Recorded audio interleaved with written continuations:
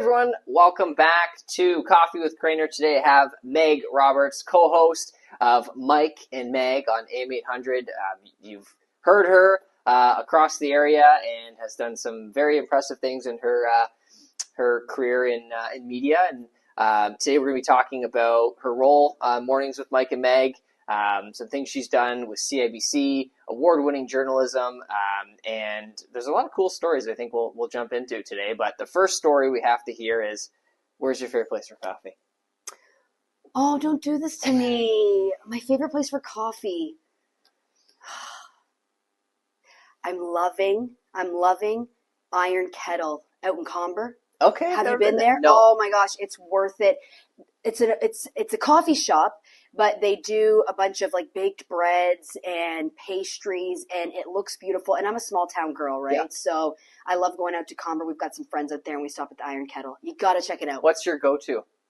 My go-to locally? Like, I guess, is it coffee, tea, matcha? Oh, I'm kind of a tea girl. That's what I'm drinking in the morning, a tea, only because when I drink coffee, it's like not coffee anymore. I put so much extra stuff in it, vanilla and cream and all that. So it's no longer a coffee. It's no longer a coffee. So I can't even claim that I'm a coffee drinker because I would just be selling myself out. Yeah. My fiance's the same way. Yeah. So, iced large caramel. That's macchiato. me, macchiato with the whipped cream and the sprinkles and whatever else you can throw on there. Yeah. That's my order. That's awesome. And now your mornings start quite early. My mornings do start quite early, and actually that's gotten a little bit better because just recently we backed the start of the show up to an hour. Okay. But the show, when I started, was from 5 to 9, and so I was waking up at 3:30 every morning. Mm-hmm. And as I mentioned, just recently that's been backed up, so now I wake up at 4:30. Oh, there, an extra hour? Yeah, and it's making a huge difference. Yeah. Oh, yeah. I always say, like, waking up at 3:30, you're waking up in the middle of the night. Yeah. Waking up at 4:30, you're waking up, early morning. Yeah, 5 a.m. club. Yeah, right? 5 a.m. club, that's me, I guess. Take us back to how you got into journalism and media. How did this all start? It's actually kind of a bit of a wild story. I was going to the University of Windsor, and I was in the journalism program there, and I did a story on dead ducks that were at a local pond. All these ducks kept dying. Okay. And I did it for marks, it was just a project that I had to submit. And the CBC caught wind of the story, and they asked me if I would come in and, I would freelance it for them, in which I did. And I still had a year left of school. Mm-hmm. And they had reached out a few months afterwards and said, hey, do you want to work here for the summer? And I was like, I guess, sure. Yeah, absolutely. Yeah. I'm going to school for this. And so, that was really the start of things. And, I finished my last year of university online, and, I was with the CBC for 8 years now, 8 or 9 years. So it was the start of something, great, but, it was kind of a weird story. And I always wanted to do that. Like, since I was about 12 years old, I did an episode for National Geographic for kids. We had a pet owl. Don't ask. We grew up with a pet owl. And, I had a weird childhood, but I did a story for National Geographic for kids, and I remember just like falling in love with it, with the storytelling and the lights and the cameras. And, I was like 12 years old, and I remember, I'm going to do this for the rest of my life, Mm-hmm. So I've been very fortunate in that. Yeah. And you've had some time, you spent some time in St. John's, mm-hmm. Toronto, Windsor area. I believe the Olympics you were also involved with. Yeah. Tell us about that. Yeah, I've like had an incredible 10 years, and I started working locally for the CBC, mm-hmm. which was a dream to me. Like, I'm doing journalism, I'm doing this dream job in my hometown. What could be better? But I think I was like 21, and my boss at the time said, like, are you just gonna do this kind of for the rest of your life? And I was like, well, yeah. But she kind of planted a seed that, I was young enough that maybe I should venture out and try some other markets. And so St. John's felt like a really good decision, and it ended up being probably the best career decision I'll ever make, actually. Really? Moving up to St. John's. The scenery? It's all of that. It's the culture and the people and the scenery. There's nobody that tells a better story than Newfoundlanders. Yeah. And the other thing was, it was a pivotal time in my life where I was young enough that I you know, you're born in a small town, in a small community, and I went to school locally, and then Yeah. being able to get out and meet new people and meet friends and be so alone, figuring out how to do life by yourself Yes. was so important to my development. And I also worked with some wildly talented people out there as well that really improved my skill set as a journalist. So that was amazing. And then, you know, almost 4 years, I was out there, and then I thought, you know what? Okay, I'm ready for a new challenge. And I moved to Toronto and, you know, worked in a big market, which was, I can't even tell you how dramatic the change was. Oh, yeah, going from I St. bet. John's to downtown Toronto. But that as well came with an experience that you can't get anywhere else, obviously, working in a market like Toronto. And then a job opened up locally back here in Windsor. And it felt like the right time to come home, and I'm glad I made that decision as well. And how long have you been hosting Mornings with Mike and Meg now? So I have been just over a year now. Wow. Yeah, so I came back to host CBC Windsor's 6 o'clock news, and I did that for a year, and then I got a message from somebody saying, you know, Lisa Williams is retiring. Would you ever think about hosting, you know, CKLW AM 800? And at that, I'm like, no, I don't know if I could do that. Yeah. It's very different, and you know, I was like, I don't know, and you know, Lisa Williams has just been such a staple in our community. This person that so many of us, you know, especially in broadcast, have looked up to. That it felt very daunting, but I was like, oh, all right, well, let me think about this. And then Mike and I actually met, my co-host Mike, and we did a couple auditions together. You know, I went in the studio. And we just hit it off. We hit it off, and it was fun, and it was different. And I was like, oh, I think maybe I could do this, you know. So, do you miss the television side? I would be lying if I said I didn't, because it is so different. And I think more than the television side, even though television broadcast is like such a special species, it's so different, being so visual and you know, video cameras and all that sort of thing. I don't necessarily, I'm not a journalist anymore. I'm a talk show host, and I do miss doing journalism sometimes in that kind of capacity, like really zoning in on one story and gathering and investigating. I do miss that from time to time, but I do feel like this CKLW, I think it's a great fit for me, and it is so wildly entertaining, and I still get to inform the community just in a much different way. Yes, and for those that don't know, like, what's involved with hosting a talk show, aside from what we hear, right? You show up and you start broadcasting, right? But there's so much more that happens behind the scenes. Can you walk us through, like, outside of that, what goes on? Yeah, absolutely. I mean, to talk for 4 hours live, unscripted every morning is kind of wild. And that's not a skill set that I had at all. In fact, I had the opposite. I had like sitting down and doing a 30-minute, 1 hour show where I'm reading off of a teleprompter or I've kind of memorized a bit of a script reporting. Yeah. So this was like so different, but it really starts at night. Like Mike and I booked the show somewhere between like 3 to 6 in the evening because we want to make sure we have a show where I'm reading off of a teleprompter or I've kind of memorized a bit of a script reporting. Yeah. So this was like so different, but it really starts at night. Like Mike and I booked the show somewhere between like 3 to 6 in the evening because we want to make sure we have the most current information and news and interviews for the next morning. So basically we do a split shift every day. And so when we sit down, there's one, I don't say rule, but one kind of guiding factor for us, which is what are the big things that people in Windsor, Essex are talking about?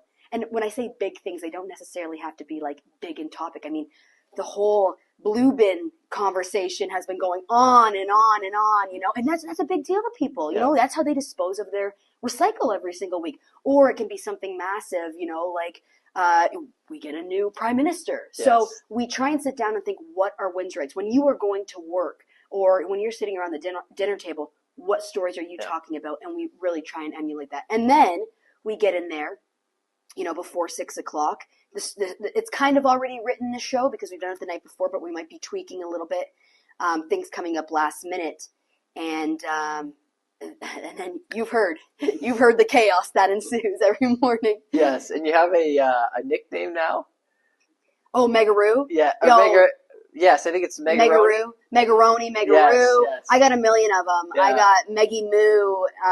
And Mike is a creative individual. yeah. And so, yeah, he's tossed me some real hilarious nicknames that, you know, What would I you love say it. you've working with him in the past year, you've learned from Mike? He's been hosting the show for Yeah. Oh decades. my gosh. Yeah. Yeah. Yeah. Not to age Mike, but No, he has, and you got to give him credit for that as mhm. well because he understands the industry and he's like been in it for so long.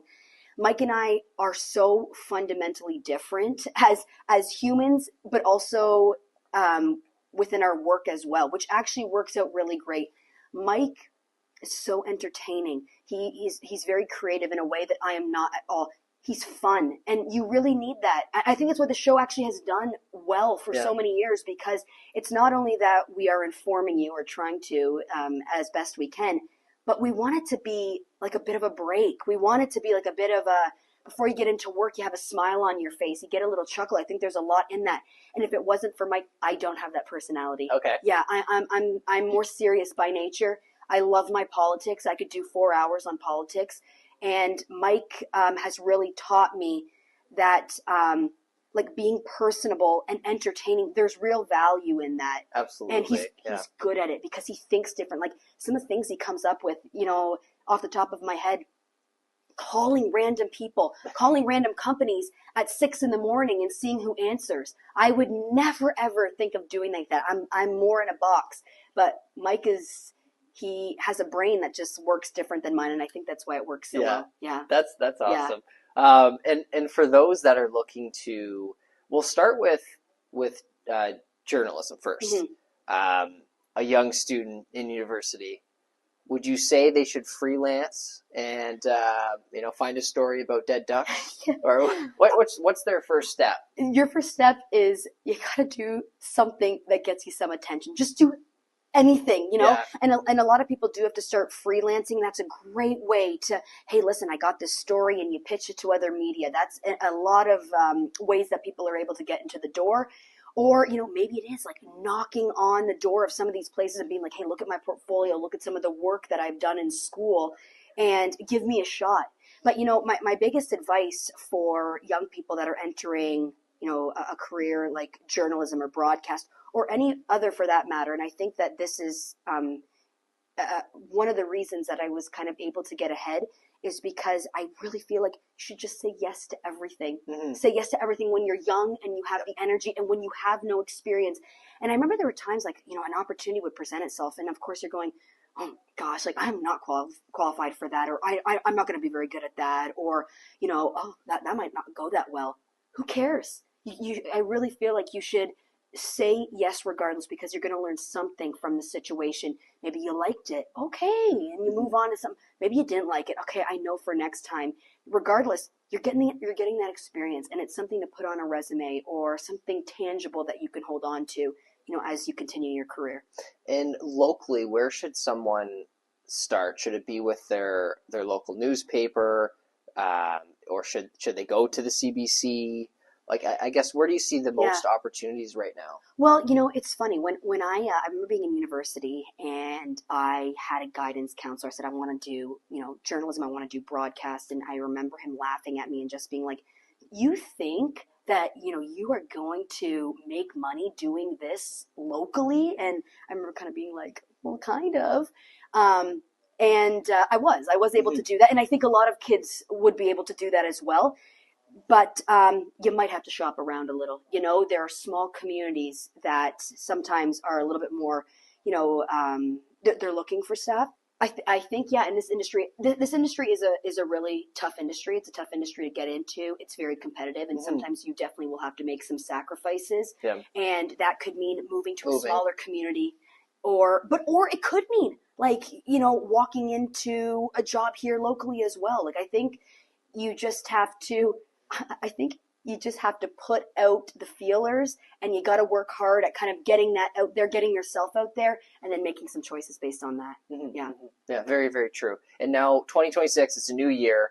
Where do you see Mike and Meg heading this year? Anything exciting that you're looking forward to, or where you want to take the show? Yeah. We're always kind of evaluating what we're doing and how we're doing it. And one thing that I think CKLW has done really well, and I hope to, continue on, is like being out in the community. Mm-hmm. And, we've got a lot of plans in place on, how do we get out in the community and how do we tell stories that maybe aren't being told or that, other organizations aren't covering. Mm-hmm. And so I really want to continue to do that. Like, I want to hear from voices that we haven't had on the show. That being said, we have some longtime voices on the show and people who regularly contribute that have really made it what it is. But at the same time, I think it's really important as our communities change Mm-hmm. and that starts to look different. I would love to do a really good job, or maybe a better job perhaps, at getting voices on that, haven't had an opportunity to share something publicly. Yeah, no doubt. And now with the show, is there a part that you enjoy the most? Like there's different segments and call-ins and things like that. What about like the 4 hours do you enjoy best? Well, of course, we've got things like Generational Joust, which is like a funny game where Mike and I, battle each other on different questions of our generations and stuff. And pop culture. And I would fail miserably at that. Yeah, I'm not like a pop culture girl, so that it's actually very hard for me. And don't get me wrong, those are fun moments and there are little breaks in the show. And I think obviously because of my previous background, also from a personal experience and a personal standpoint, I'm really into municipal politics. Mm-hmm. And I could talk about municipal politics like all morning probably, which, would not probably make for amazing radio, to be honest. And a lot of people would be tuning out. Yeah. But I have a real passion for municipal politics because I don't think we pay enough attention to it. I don't think enough people are engaged in it.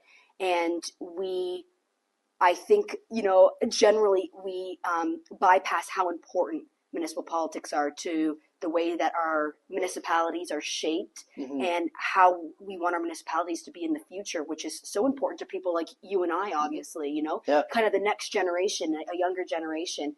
And so I probably could, Mike always laughs at me every time we do municipal politics because he's like, oh my gosh, like here goes Meg. But I could probably do that for 4 hours. Okay. Yeah. I would be interested in it, but yes, you would, I don't know about the, the general population for sure, but the political geeks will be all over it. Yeah, yeah. But not everybody, that's the brilliance of this show, AM 800 CKLW, is like we have people from all walks of life and all different interests. And sometimes that's really hard to balance because, you do more fun stuff and people are like, I want to hear more harder news. Yes. You're getting pulled in different directions. Exactly. Constantly. But it's also the brilliance of the show where we really try and do a little bit of a lot, Yeah.